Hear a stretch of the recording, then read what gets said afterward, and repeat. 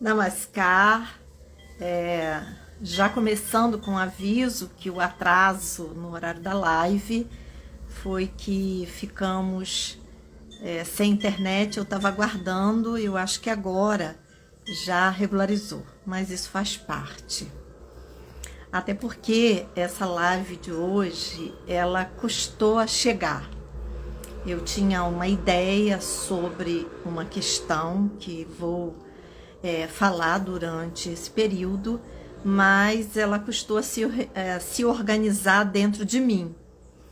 E por que custou a se organizar? Porque é um tema que é muito pouco falado e eu tinha que buscar um fio em algum lugar. Bem, e o fio veio quando eu abri e desceu aquelas propagandas, aqueles programinhas, acho que no Rios, sobre as ruas mais lindas do mundo. E eu fiquei assim, aguardando quais eram os lugares das ruas mais lindas. É claro que o mundo europeu teve prioridade naquele momento, das ruas mais bonitas, mais organizadas, mas eu consegui também achar uma rua muito bonita aqui no Brasil. E essa rua, ela não é aqui na região, é no Rio Grande do Sul. E essa rua, ela é bonita, e eu fiz até a propaganda sobre ela, por uma coisa muito simples e que faz todas as ruas ficarem bonitas, que são as árvores. As árvores, um chão permeável, não um chão de asfalto. E essa rua no Rio Grande do Sul, ela ganhou esse título dentre essas 10 mais bonitas do mundo. É claro que até essa ideia das 10 mais bonitas fazem parte de algo muito bem planejado dentro do sistema que nós vivemos. Ou seja, empoderar algumas ruas e tirar o poder de outras. Bem, o que falta para nós disso? Uma dimensão da totalidade, uma dimensão das interconexões. Quando eu vim morar aqui nessa rua, na Rua Equador, em Araruama, era uma rua com poucas casas. E havia um terreno do lado, e esse terreno eu tinha a intenção de fazer um bosque de meditação. Mas é claro que, como eu estou muito próxima do centro da cidade, o que aconteceu? Essa rua, esse terreno foi comprado. Ele foi comprado e fizeram construções. Lógico que essas construções, elas não têm nenhum propósito de vida para as pessoas. Ela tem um propósito comercial, de um terreno bem pequeno, venderem muitas casas. E hoje é comum as pessoas até falarem assim: ah, mas aqui as casas são enormes, porque no Japão as pessoas vivem, dormem em caixas, com um cômodo só. Tudo bem, isso acontece, mas isso não é uma coisa boa para a nossa natureza como seres humanos. E todos os espaços urbanos aqui na cidade foram apropriados, como em todas as cidades isso acontece. Mas não só o espaço urbano, como o meio rural. O meio rural foi também apropriado não por cooperativas, grupos de pessoas. Foram apropriados pelos mega empreendimentos agropastoril, como acontece em todo o interior do Brasil e hoje já ocupando lugares maiores, como nós sempre estamos ouvindo notícia da Amazônia, o Pantanal e assim por diante. Então, o que é preciso que a gente compreenda? Compreenda que existe um sistema montado não com o objetivo de facilitar a vida humana. E é muito importante a gente compreender isso agora e também aproveitar o momento de todas as propostas políticas, de todos os candidatos que estão aí, que trazem sempre uma proposta de melhoria. Mas o que é uma proposta de melhoria? É uma proposta de melhoria humana? É uma proposta de desenvolvimento do ser humano? Ou é uma proposta de um progresso desordenado? Ou é uma proposta de mais um bem de consumo que faz com que esse ser humano fique atrelado ao sistema? Faz com que esse ser humano ele continue sendo uma vítima social para que possa engrandecer os salvadores. Quando eu venho aqui, eu venho dentro da minha área. Eu linkei essa história da rua mais bonita e até coloquei lá, se a nossa rua, se essa rua fosse nossa, ela seria muito mais bonita. Mas essa rua também é uma metáfora que eu trago para as nossas vidas, porque essas ruas de fora e as ruas de dentro, elas estão apropriadas.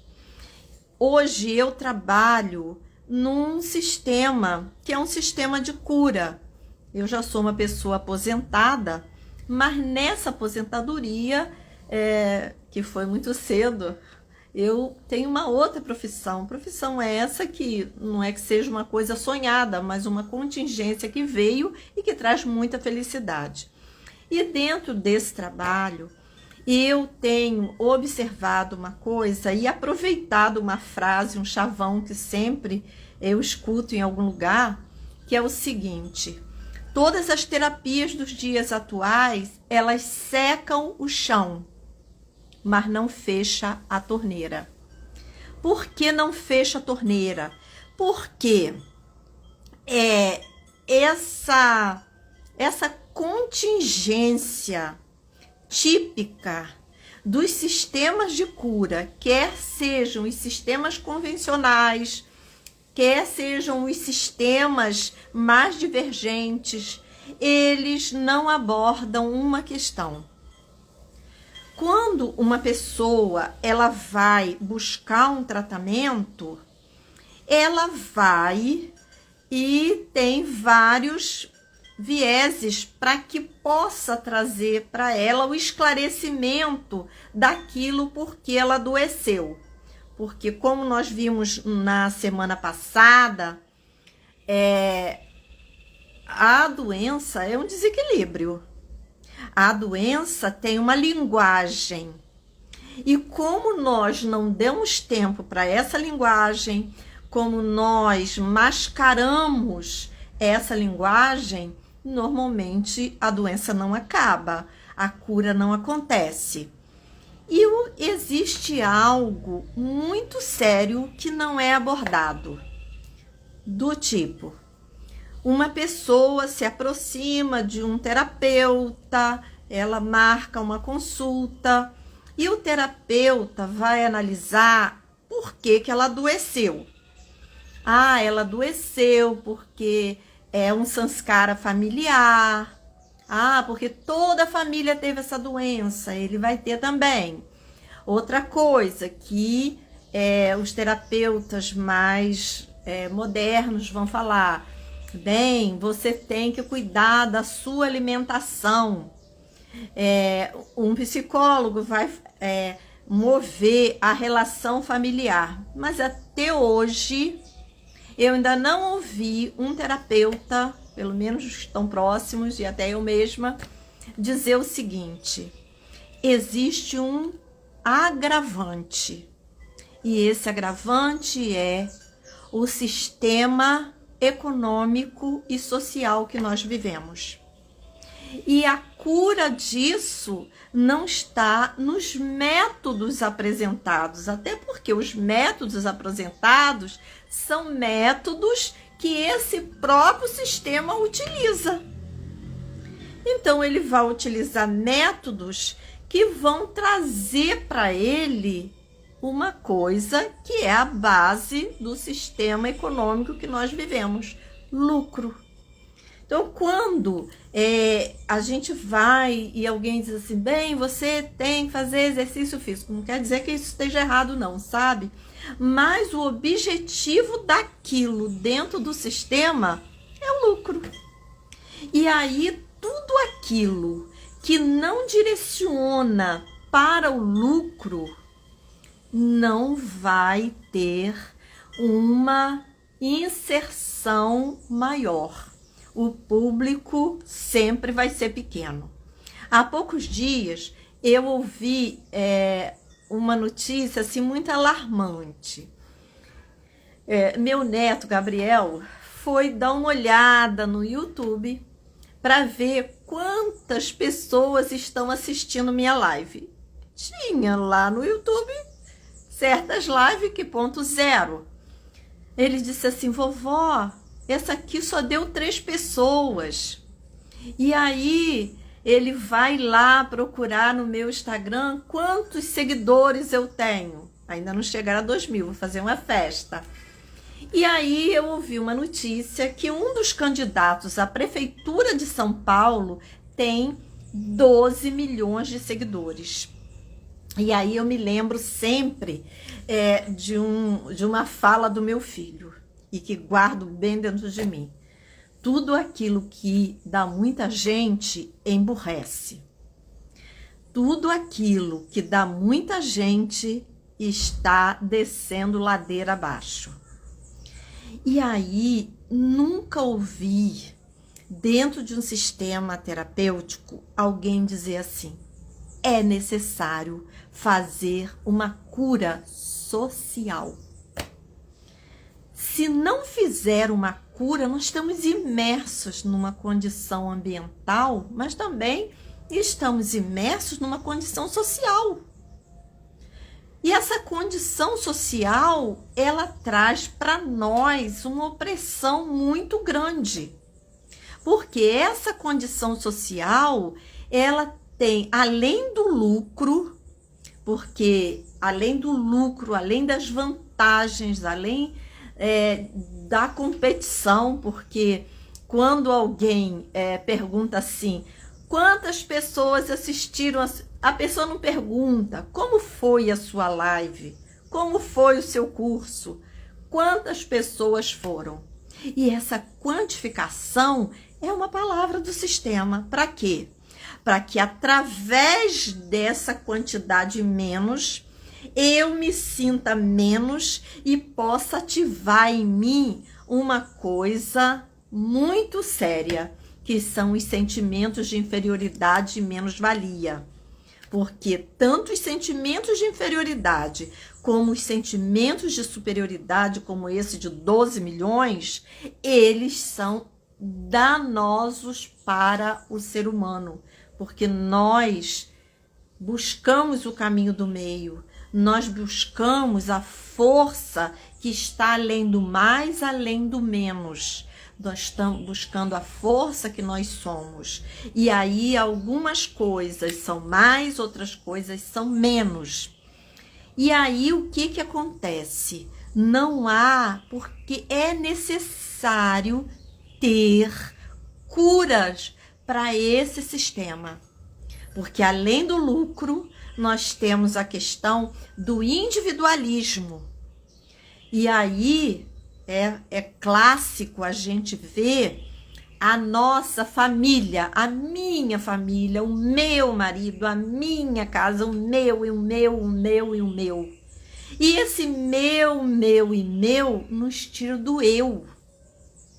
Porque o eu é abrangente. Tudo é meu e tudo sou eu. E uma das condições de sustentação do sistema que nós vivemos é o individualismo, onde eu vou proteger a minha casa, vou tirar o meu lixo, mas acontece que eu jogo no lixo no terreno do vizinho. Só que o rato e a mosca não obedecem territórios. E com isso eu vou sustentando algo que o sistema muito quer, que eu fique isolada. Calculem coisas assim bem simples. Todas as medidas econômicas, todas as medidas sociais, nós acatamos. Por quê? Nós podemos até falar. Isso a gente fala bastante. Mas não há atitude concreta. Por que não há atitude concreta? Porque eu estou numa outra coisa e que o sistema quer, que é o medo. Eu tenho medo de morrer, eu tenho medo da solidão, eu tenho medo de falar em público, eu tenho medo de não ser aceita. E o medo é uma das emoções, instrumento do sistema que nós vivemos. Além do medo, esse sistema cria algo muito danoso, cria desejos. Desejos para quê? Desejo para o enriquecimento de pequenos grupos e com isso o alargamento das massas mais pobres. Então, quando eu tenho uma doença, essa doença também é uma doença sistêmica, é uma doença desse sistema de morte que nós vivemos. Além disso, esse sistema, além de querer o lucro, o individualismo, a divisão de renda de um pequeno grupo e uma massa pobre, sustentando esses pequenos grupos, esse sistema faz com que os nossos modelos sociais sejam modelos esvaziados. Os nossos mitos sejam pessoas que não têm caráter, que têm falas danificantes, pessoas com nível cultural muito reduzido. Pessoas essas que já foram tão aprisionadas, que elas nem concebem mais o dano que elas fazem. Mas eu não estou aqui para criticar, eu estou aqui para mostrar. Porque se hoje eu chego aqui com essa fala, é porque eu já consigo ver um pouquinho. Só que essa pessoa que hoje está tendo milhares de seguidores para falar bobagem, ela foi muito mais aprisionada. E por ser muito mais aprisionada, se utilizo aqui a crítica, eu também estou me aprisionando a isso. Porque ela é uma pessoa que foi capturada. Então, os nossos mitos da atualidade são mitos sem nenhuma base energética. Outra coisa também, a nossa consciência hoje, ela está aprisionada. Ela não pode ser expandida. Porque para uma consciência ser expandida, eu preciso ter um mínimo de conhecimento abrangente. Porque hoje o que se apresenta é um entulhamento mental. Vocês já devem ter visto o mundo de cursos e universidades à distância. O que transforma? O que transforma é o encontro. É o estar junto, é a troca energética. Muita gente ganhando dinheiro com isso. E como o sistema diz o seguinte, que quem tem dinheiro tem poder, e por ter essa falta de consciência do poder que nós somos como ser humano, o que acontece? Aquela pessoa, aqueles movimentos que nesse momento estão em busca de sucesso, elas estão dentro de uma prisão. Outra coisa é o nosso intelecto. Nosso intelecto, hoje, se não for utilitário, não tem valor. Se eu estudo uma coisa e aquilo não posso não me render dinheiro, aquilo é descartado. Por isso que os conhecimentos transcendentes, aqueles conhecimentos que realmente mudam o ser humano, eles não têm valor social. Portanto, existe uma coisa que nós ainda estamos muito distante, até porque um dia já tivemos. E quando eu repito aqui que o futuro é ancestral, é porque eu acho que um dia isso também vai acontecer, que são os movimentos cooperativos, os movimentos de encontro, os movimentos de trocas, sem que isso seja atrelado à condição do lucro. Isso não quer dizer que não tenhamos necessidade do dinheiro. Temos sim, mas que esse dinheiro possa ser utilizado para movimentos de troca, para movimentos de empoderamento humano. Eu espero e aguardo o momento onde os processos terapêuticos possam fazer curas no ser humano, práticas desse individualismo, desse aprisionamento do sistema. Porque imagina o que nós estamos vivendo. Aquela pessoa que está ali, aprisionada pelo sistema, ela se torna um lacaio do sistema. Existe uma frase que eu ouvi de um mestre no passado, aqui no Brasil, que é o seguinte: na cabeça do oprimido está o hotel do opressor. Por quê? Aquele oprimido, se ele não tem a consciência de que ele está sendo oprimido, ele vai ser um lacaio do opressor. É uma história que vocês talvez já tenham ouvido, de que quando os escravos, hipoteticamente, foram libertados, porque não foram até hoje, eles faziam o seguinte: o primeiro ato era ter um escravo. Ele não compreendia o seu estado de ser. E esse estado de ser do ser humano, ele é hoje manipulado de diversas formas. Pela forma dele se alimentar, pela forma dele se vestir. Meu filho trabalhou um tempo numa loja famosa aqui na cidade, e quem comprava as roupas de luxo, ou seja, roupa de luxo não, as roupas de marca, eram as pessoas mais pobres. E aí vinha uma crítica: puxa, não tem dinheiro para comer e compra roupa de grife? Será que a gente não entende isso?